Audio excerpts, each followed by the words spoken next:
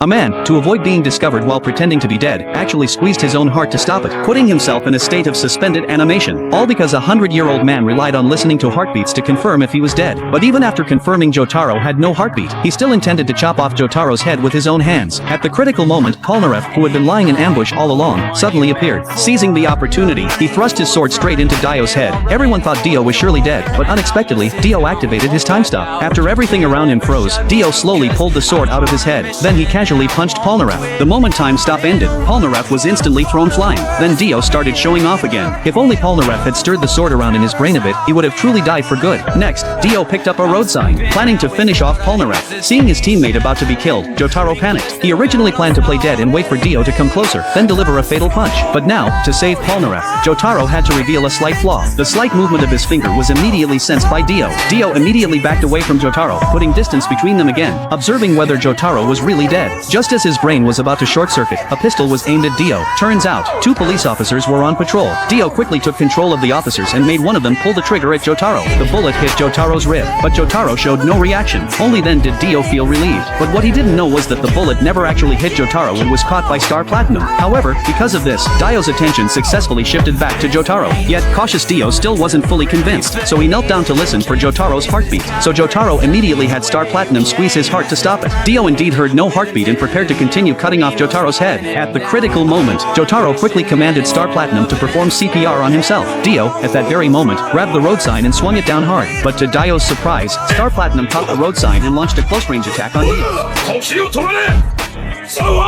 But at such close range, even with time stop activated, Dio still had half of his head blown off by Star Platinum. Severely injured, Dio crashed straight to the ground, but Jotaro didn't let his guard down. And sure enough, Dio wasn't dead yet. It's just that his head tissues were now damaged, causing him to lose balance and unable to move freely. So Jotaro took the chance to pour gasoline on Dio, planning to burn him to death. But just as he was about to ignite it, Dio started laughing maniacally. Then he activated time stop once again. Taking advantage of the 5 seconds of stop time, Dio struggled to crawl onto the street and hooked himself onto a car. As time stop ended, Dio escaped along with the car.